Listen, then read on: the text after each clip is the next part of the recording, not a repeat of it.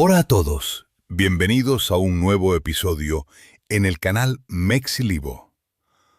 Hoy tenemos a un invitado con una historia que parece sacada de una película, pero que lamentablemente es la cruda realidad de nuestro país. Alguien que vio desde las entrañas cómo opera uno de los cárteles más poderosos del mundo.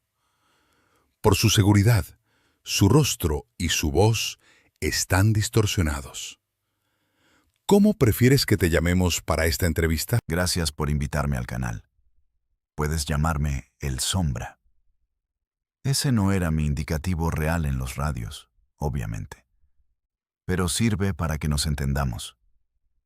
La verdad es que estar sentado aquí hoy, respirando, tomando un vaso de agua, es un puto milagro. La mayoría de los que vivieron lo que yo viví, o están en una fosa clandestina en algún cerro de Michoacán o Jalisco, o están pudriéndose en una cárcel de máxima seguridad en Estados Unidos. Yo fui de los pocos que logró ver cómo se levantaba un imperio, cómo se derrumbaba en una sola noche de plomo y sangre, y peor aún, cómo esa bestia se reorganizó desde adentro. ¿Por qué la gente cree que cuando cae un jefe grande del cártel Jalisco Nueva Generación, la maña se acaba? No, hermano. La maña no se acaba, simplemente cambia de piel, y la nueva piel siempre viene con más hambre y más crueldad. Todo empezó para mí por ahí del 2016. Yo no era un sicario sediento de sangre. Yo era un estudiante de ingeniería en sistemas que no tenía ni en qué caerse muerto. Mi familia estaba ahogada en deudas por una enfermedad de mi madre. Un día, un compa del barrio me dijo que había un jale instalando antenas de radio en la sierra. Yo sabía que era para la gente armada, no soy estúpido, pero me ofrecieron 50,000 pesos por una semana de trabajo. 50,000 pesos, güey. Eso era lo que mi papá ganaba en un año rompiéndose la espalda. Acepté. Me subieron a una troca blindada. Me vendaron los ojos y me llevaron a un campamento en medio de la nada. Cuando me quitaron la venda, vi a unos 50 cabrones armados hasta los dientes, con pecheras con las siglas del cártel, cuernos de chivo, rifles calibre 50. Yo me cagué de miedo. Pero hice mi trabajo. Instalé los repetidores para que sus radios Motorola tuvieran señal en toda la región. Al jefe de esa plaza, un comandante que le decían el patrón, le gustó mi trabajo. Me dijo: tú no eres un pendejo como estos. Tú tienes cerebro. Te quedas a trabajar para mí. Y así, de un día para otro, me convertí en el encargado de las comunicaciones de uno de los jefes regionales más pesados del cártel. Manejaba sus teléfonos encriptados, sus radios, las cámaras de seguridad de sus casas de seguridad. Yo lo escuchaba todo. Yo sabía quién entraba, quién salía, a quién compraban y a quién iban a desaparecer. ¡Wow! ¿Y cómo era la vida diaria con un jefe de ese nivel? Era una locura absoluta, un nivel de poder que te enferma la mente. Haz de cuenta que el patrón era un dios en su pedazo de tierra. Él controlaba unos 10 municipios enteros en la frontera entre Jalisco y Michoacán. Un día normal empezaba a las 5 de la mañana. Yo dormía en un cuarto al lado del suyo en la casa de seguridad principal, que no era una cueva, ¿eh? Era una mansión en medio de un rancho gigantesco, con alberca, caballos de sangre pura y un anillo de seguridad de 100 sicarios acampando en los alrededores. Mi trabajo era encender los escáneres y revisar los reportes de los halcones, los punteros que teníamos en cada entrada de cada pueblo. Todo despejado, jefe. Puro 14. Le pasaba yo el reporte. Luego él se levantaba, desayunaba como un rey y empezaba a despachar. Yo estaba siempre a su lado con 3 radios y 2 celulares satelitales. Lo veías recibiendo a presidentes municipales, a comandantes de la policía estatal y municipal. Todos llegaban con la cabeza agachada a recibir su sobre con fajos de billetes. El patrón era un tipo frío, Calculador, no gritaba. Hablaba despacito, pero cuando te miraba sentías que te congelaba la sangre. Una vez vi cómo llegó un comandante de la policía ministerial a quejarse de que los muchachos del cártel estaban haciendo mucho desmadre en el centro del pueblo. El patrón lo escuchó, le sirvió un trago de tequila Herradura y le dijo: «Comandante, usted está aquí para limpiar mi basura, no para decirme dónde tirarla. Si no le gusta su sueldo, tengo a 10 de sus subordinados que me cobran la mitad por hacer su trabajo y de paso me traen su cabeza en una hielera». El policía se tragó el tequila, palideció, asintió y se fue. Así de cabrón era el nivel de impunidad. Manejábamos convoyes de 20, 30 camionetas, todas blindadas. Algunas eran monstruos de esos de blindaje artesanal, con torretas para montar las ametralladoras minigun. Yo viajaba en la camioneta de comunicaciones, atrás de la de él. Veía cómo movían toneladas de mercancía, cómo llegaban las avionetas a las pistas clandestinas que nosotros mismos iluminábamos con las luces de las trocas en la madrugada. El dinero fluía como agua. A mí me pagaban 100,000 pesos al mes, en efectivo, en billetes de 500 empacados al vacío. Me compré ropa cara, le pagué el hospital a mi mamá, me sentía intocable. Pero esa sensación de ser intocable es la mentira más grande que te vende la maña. Porque mientras más alto estás, más fuerte sopla el viento, y la envidia dentro de la misma organización te empieza a comer vivo. Yo no me daba cuenta de que la sentencia de muerte del patrón ya estaba firmada, no por el gobierno, sino por su misma gente en Jalisco. ¿Cuándo empezaste a notar que las cosas se estaban poniendo raras? Fíjate que el ambiente empezó a oler a podrido como 6 meses antes de la gran caída. Fue algo sutil al principio. En este negocio, la información es la vida, y yo era el dueño de la información de esa plaza. Empecé a notar que en los radios de alta frecuencia, cuando nos comunicábamos con los jefes de alto rango en Guadalajara, las respuestas eran cortantes. Ya no mandaban el mismo nivel de armamento. Ya no avisaban con tiempo si iba a haber operativos del gobierno federal. El patrón también lo sentía. Se volvió paranoico. Pasó de ser un tipo calculador a estar consumido por la desconfianza. Dejó de dormir en la mansión y empezamos a movernos de casa de seguridad cada maldita noche. A veces dormíamos en la sierra, bajo lonas, muertos de frío, rodeados de mosquitos, abrazando el rifle. Él me ordenó que interviniera los teléfonos de sus propios lugartenientes. Quería saber si sus estacas, sus jefes de sicarios, estaban hablando con otra gente del cártel a sus espaldas. Y vaya que encontré cosas. Una noche, escuchando unas grabaciones, capté a uno de los jefes de plaza subordinados del patrón hablando con un número de Zapopan. Hablaban en claves, pero yo llevaba años en esto. Decían: «El gallo viejo ya no canta igual, hay que cambiarle las plumas». Cuando le puse esa grabación al patrón, vi cómo se le desfiguró el rostro. No dijo nada. Al día siguiente, ese lugarteniente fue citado a una reunión de coordinación. Nunca salió de esa reunión. Yo mismo escuché por el radio cuando los sicarios del círculo íntimo del patrón reportaron: «El paquete ya se entregó a la tierra, jefe». A partir de ese asesinato, la paranoia se salió de control. El patrón empezó a purgar su propia estructura. Mataba a cualquiera del que sospechara. El problema es que al hacer eso, empezó a debilitar su propio ejército. Mató a comandantes que le eran leales, pero que él creyó traidores. El miedo en el campamento se podía cortar con un cuchillo. Los muchachos se miraban de reojo. Yo mismo no podía dormir. Tenía la pistola siempre cargada bajo la almohada, pensando que en cualquier momento entrarían a darme piso a mí por saber demasiado. Las comunicaciones con la cúpula del CJNG se cortaron por completo. Nos quedamos solos. El patrón intentó hacer alianzas con grupos locales, pero el peso de la marca que traíamos era muy grande.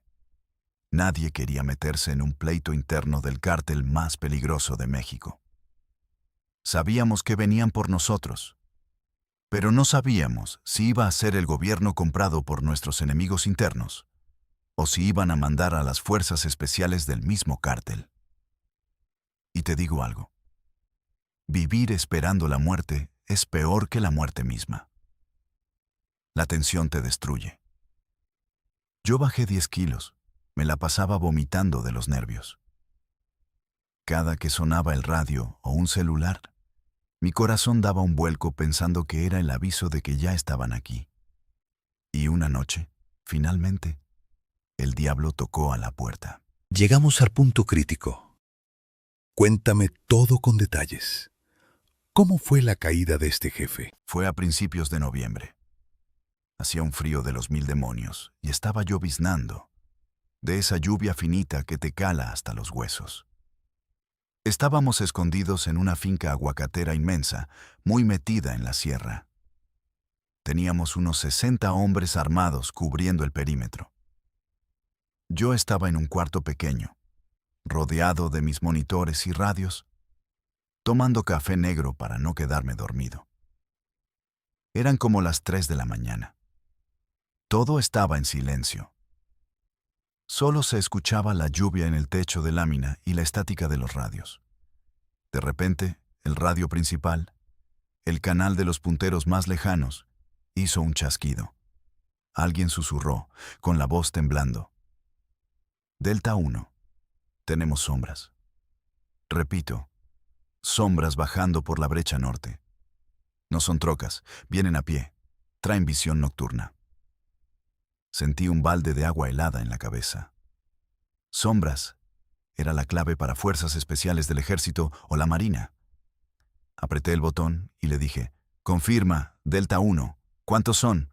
Hubo un silencio de 5 segundos que me parecieron horas. Y luego escuché un sonido seco por el radio. Un disparo con silenciador. El halcón no volvió a responder. Salté de la silla y corrí al cuarto del patrón. Entré sin tocar. Él ya estaba sentado en la cama, con su cuerno de chivo en las manos. Le dije, patrón, nos cayeron. Vienen por la norte, tácticos. Él no perdió la calma, pero sus ojos estaban inyectados de adrenalina. Despierta a todos los muchachos. Que se pongan las pecheras. Tú, agarra tus discos duros, rompe las laptops y vete a la troca blindada. Nos abrimos paso por la sur. Salí al patio y grité con todas mis fuerzas. Los sicarios empezaron a salir de los cuartos, cortando cartucho.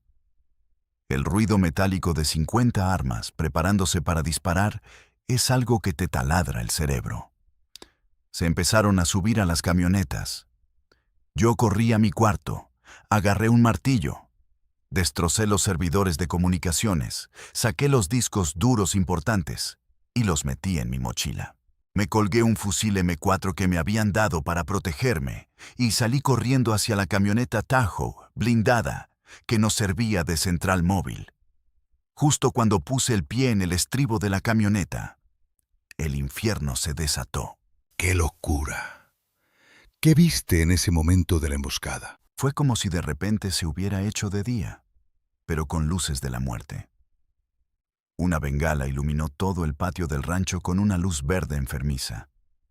Y un segundo después, empezó el granizo de plomo. No era un tiroteo normal de pandilleros, hermano. Era fuego de supresión militar táctico.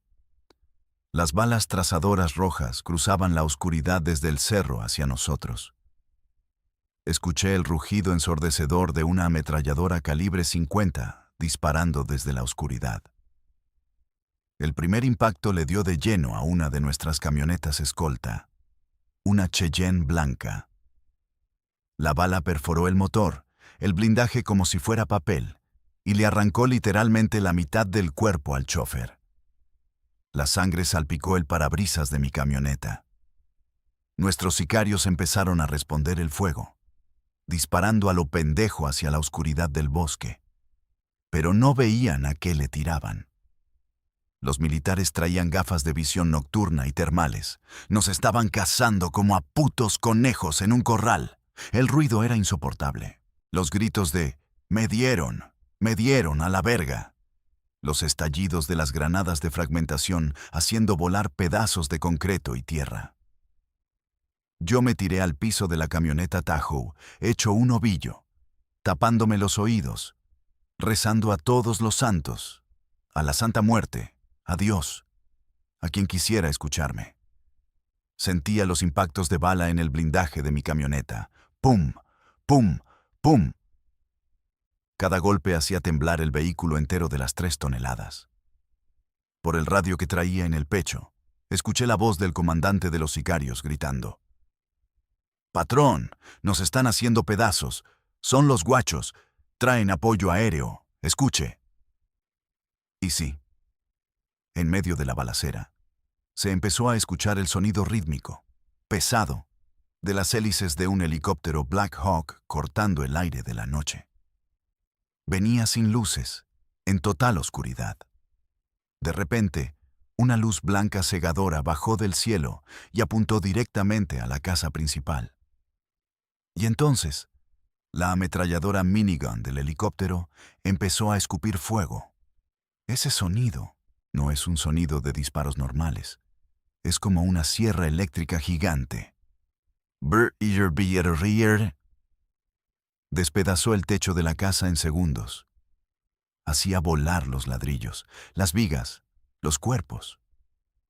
Vi a 3 de nuestros muchachos que intentaban correr hacia los matorrales y la ráfaga del helicóptero los partió por la mitad. Era una masacre. El patrón salió de la casa arrastrándose, cubierto de polvo, con 2 guardaespaldas. Corrió hacia su camioneta, una Ford Lobo súper blindada. «Ábranse a la verga, rompan el cerco por el portón de atrás», gritó por el radio. Los 3 vehículos que quedaban operativos arrancaron motores. Mi chofer, un chavo de apenas 20 años que estaba llorando de pánico, le pisó al acelerador. Íbamos detrás de la Lobo del patrón, aplastando los cuerpos de nuestros propios compañeros caídos. ¿Lograron salir del rancho en medio de todo ese ataque? Salimos del portón a toda velocidad. Pero apenas llevábamos 1 kilómetro por la brecha de terracería cuando nos topamos con el infierno de frente. No era solo el gobierno. Había camionetas con sicarios bloqueando el camino.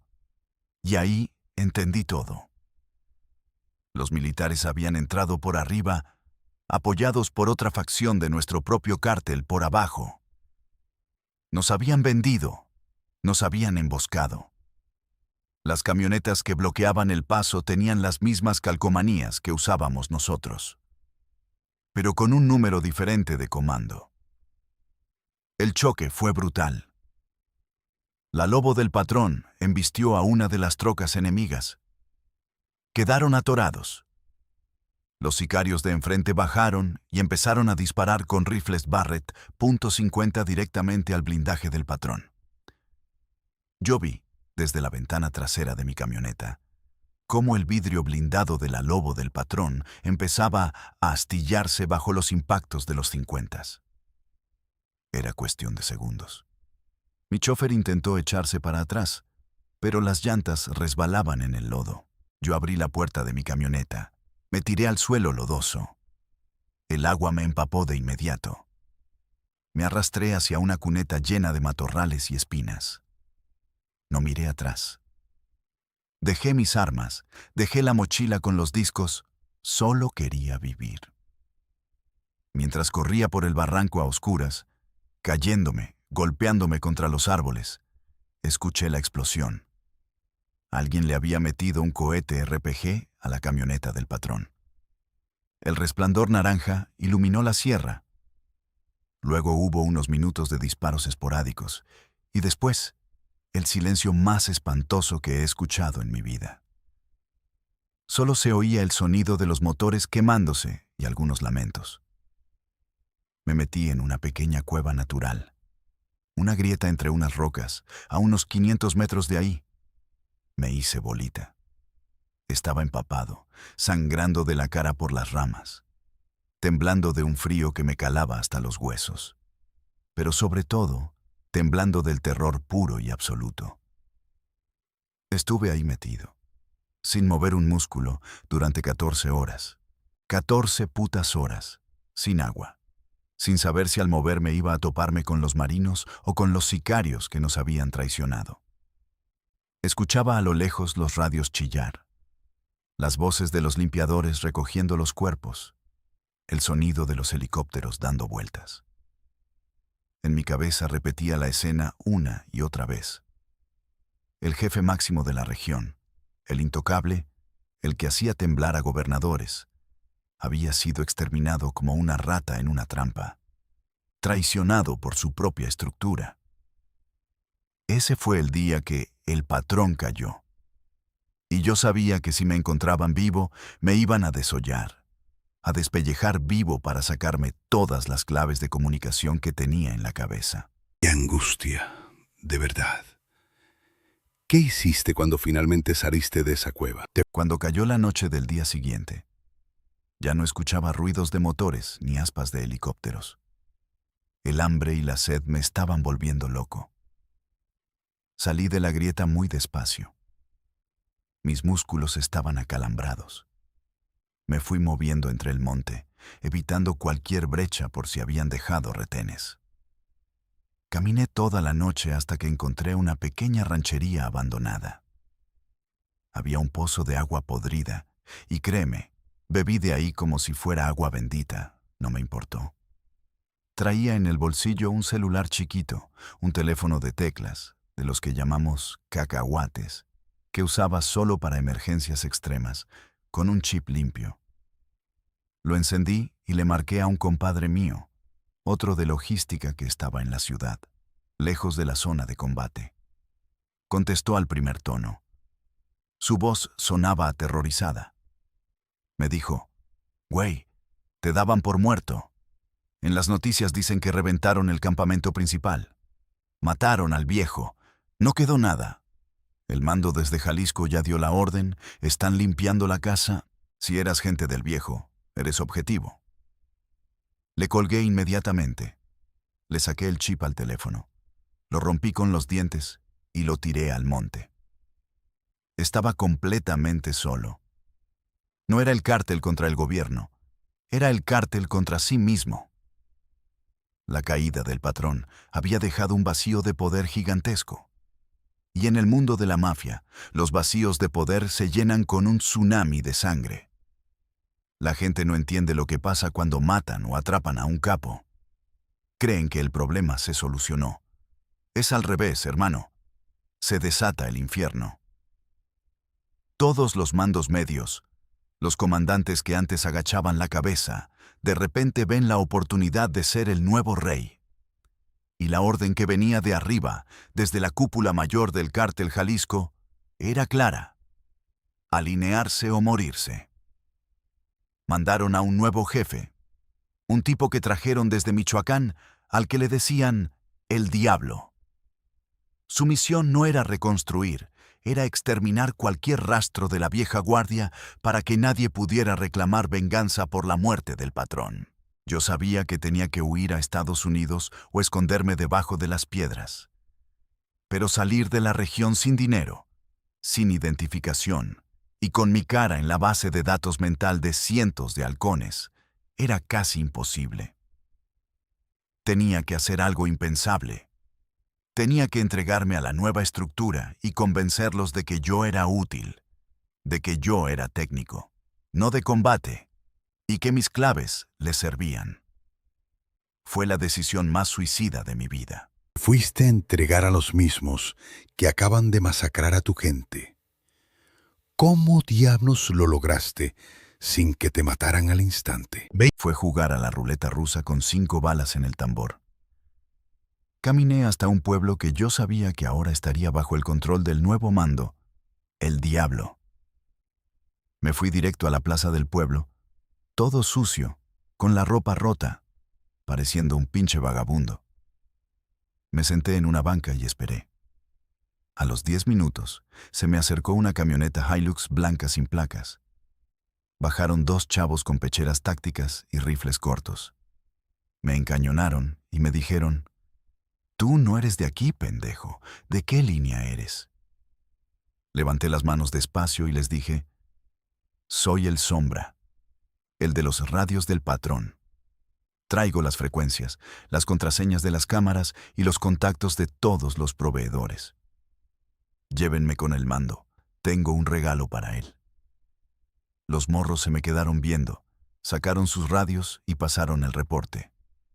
Me amarraron las manos con cinchos de plástico, me pusieron una capucha negra apestosa a sudor y me aventaron a la batea de la camioneta. Rodamos como 2 horas. Yo sentía cada pinche bache rezando por no llegar directamente a una fosa.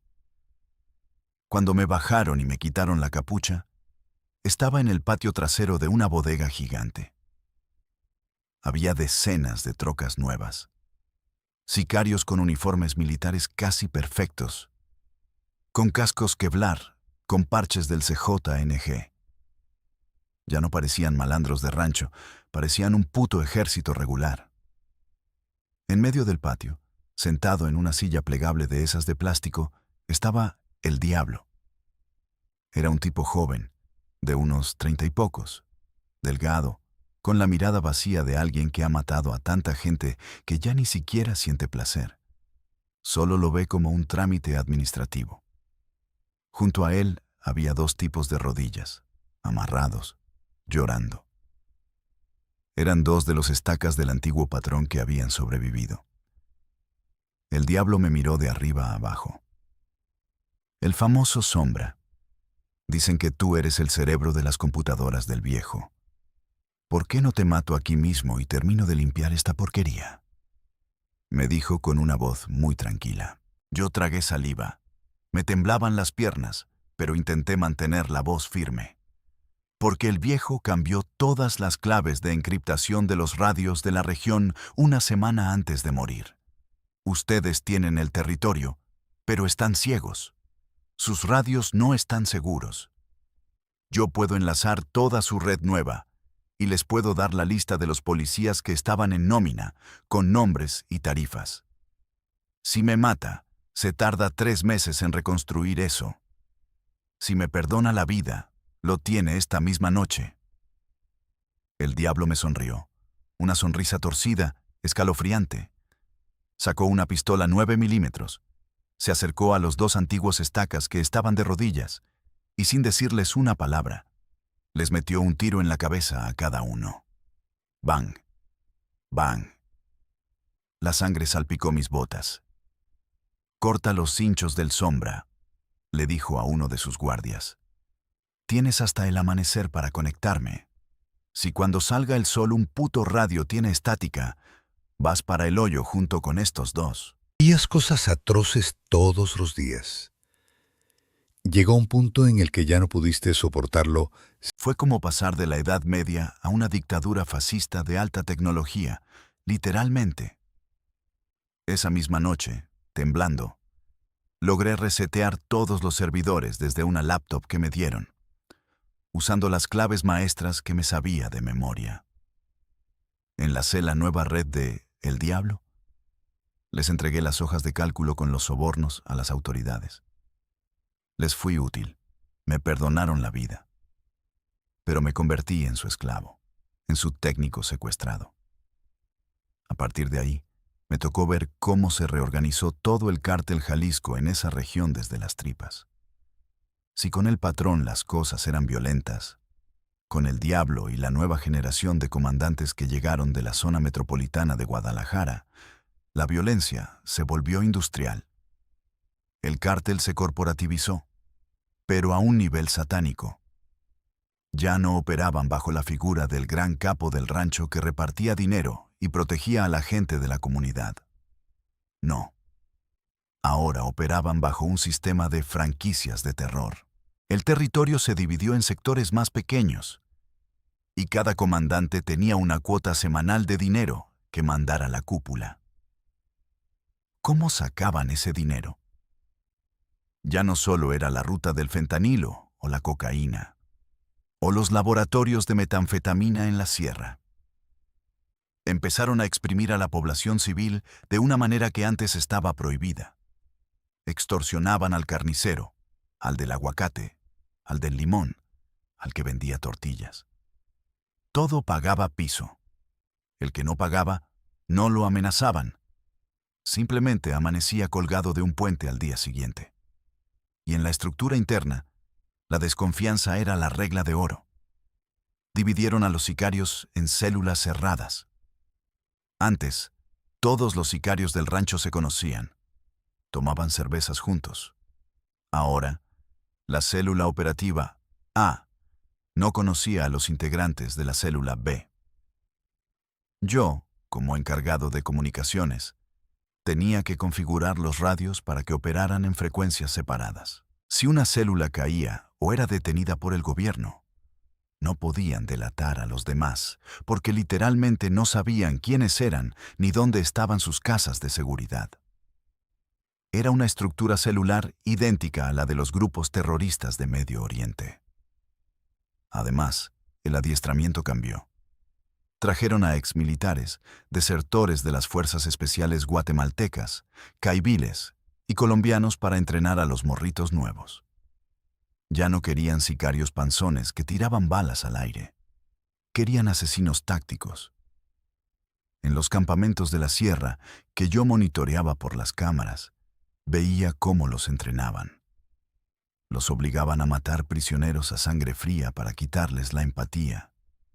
Les enseñaban a hacer emboscadas paramilitares, a fabricar drones con explosivos, CE-4, a sembrar minas terrestres artesanales en los caminos para volar los tanques del ejército. La reorganización fue brutal. Y la disciplina interna, Dios mío. Con el diablo, si un puntero se quedaba dormido en su turno, no lo golpeaban, lo agarraban, lo llevaban a la plaza central frente a sus compañeros y le cortaban las 2 manos con un machete para que le sirviera de ejemplo a los demás. El miedo ya no era una herramienta. El miedo era la maldita religión de la nueva estructura. Todo el tiempo vivías pensando que el próximo podía ser tú. Psicológicamente, ¡qué tensión! ¿Y cómo fue trabajar bajo este nuevo mando en la reorganización del cartel? Mi mente se fracturó por completo, güey. Haz de cuenta que yo era un zombi que respiraba, comía y tecleaba. No dormía. Si cerraba los ojos, escuchaba los gritos de los tipos a los que torturaban en el cuarto de al lado de donde yo trabajaba. Porque esa es otra. A mí me tenían operando en la misma bodega donde llevaban a los levantados, a los miembros de bandas rivales o a los comerciantes que no pagaban. Yo estaba con mis monitores y mis audífonos, tratando de no escuchar el sonido de las motosierras o el olor a carne quemada cuando los disolvían en ácido. Eso te pudre el alma. Empecé a consumir cristal, metanfetamina, no para divertirme, sino para adormecer el puto cerebro, para dejar de sentir, para mantenerme despierto y seguir las órdenes del diablo sin pensar. Me estaba volviendo un monstruo igual que ellos. Pero hubo un punto de quiebre, algo que me hizo decir: o me escapo y me matan en el intento, o me pego un tiro yo mismo, porque no puedo vivir un día más en este infierno. Fue la noche del 24 de diciembre. Nochebuena. La maña también festeja, a su manera enferma. El diablo organizó una gran posada en un salón de fiestas clandestino que cerramos con todo un anillo de seguridad. Hubo alcohol, música de banda, prostitutas, cocaína corriendo por kilos.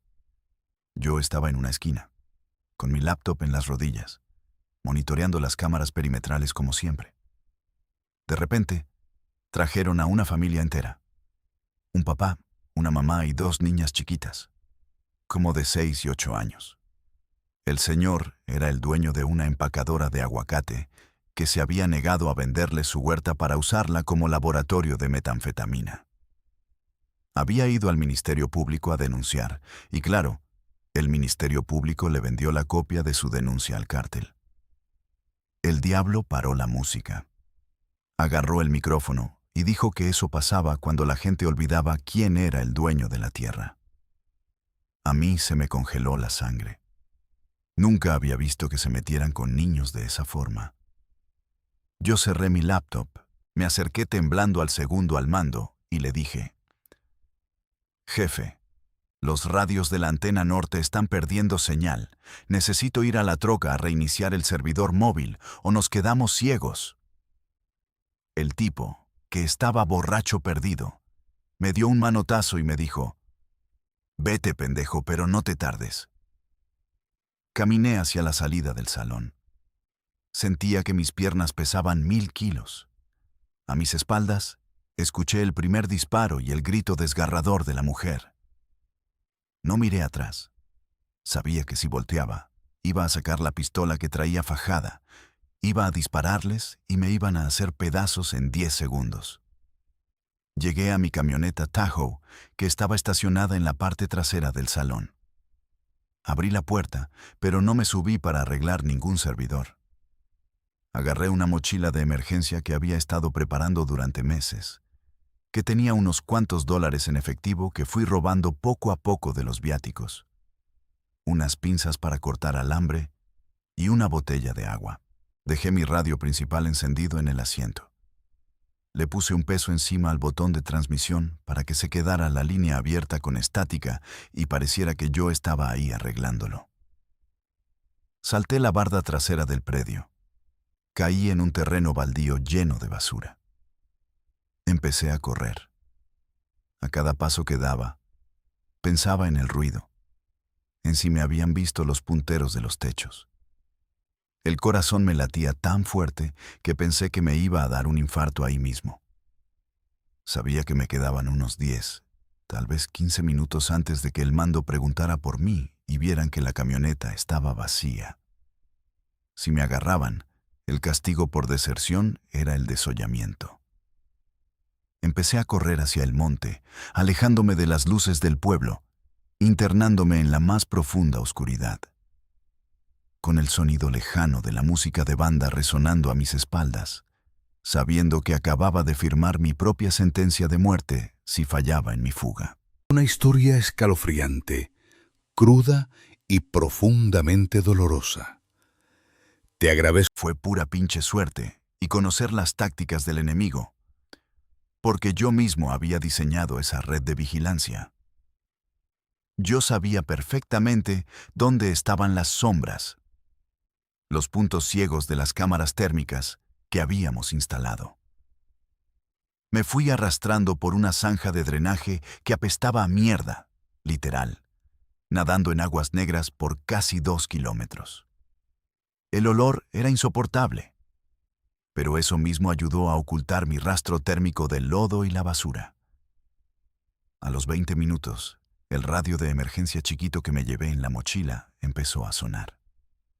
Era el canal general de los Estacas.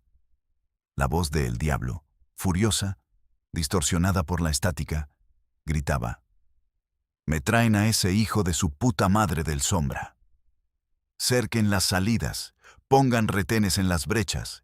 Quiero vivo a ese cabrón. Le voy a arrancar los ojos con mis propias manos».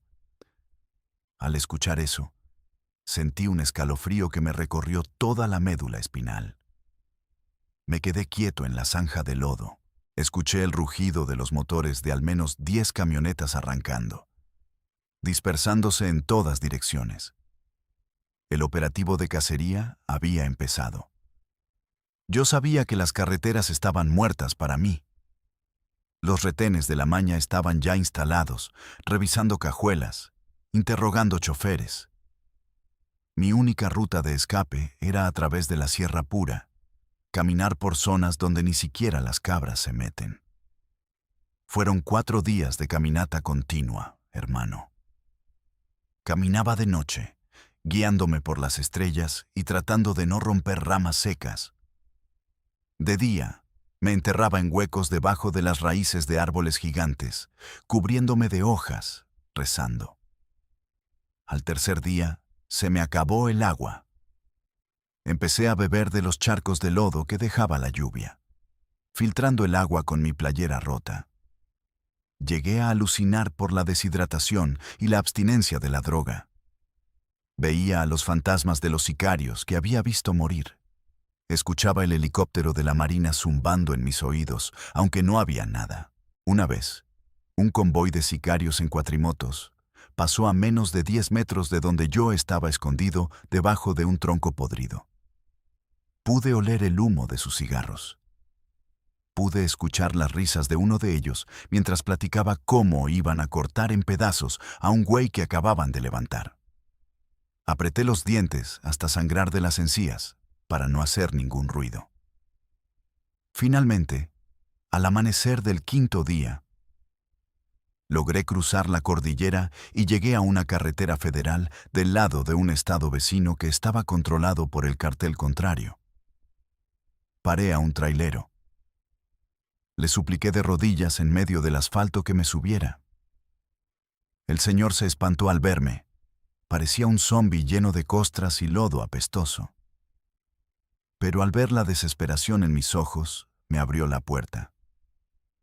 Me escondí en el camarote detrás del asiento.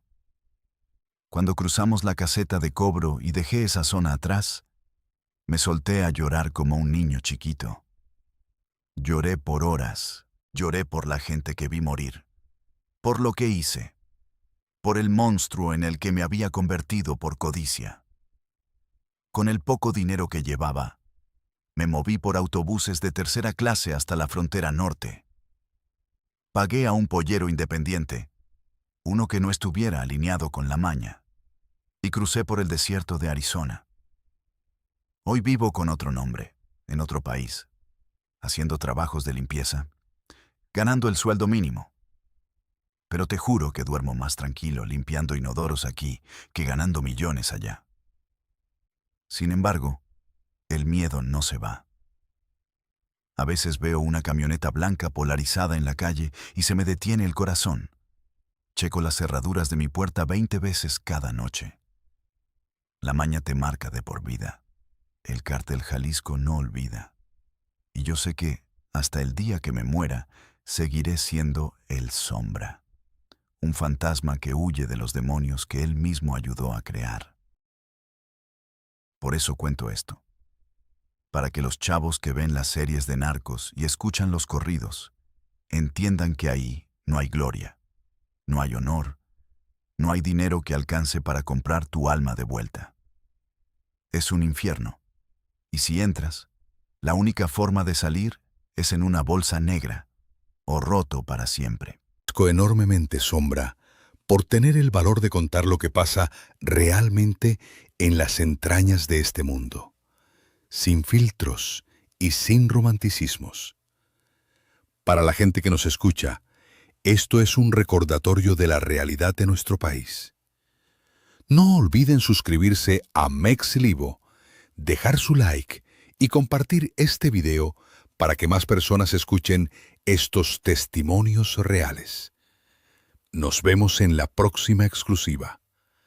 Cuídense mucho. ¿Cómo lograste escapar de un cerco de seguridad tan grande sin que los punteros o los sicarios te atraparan en la noche?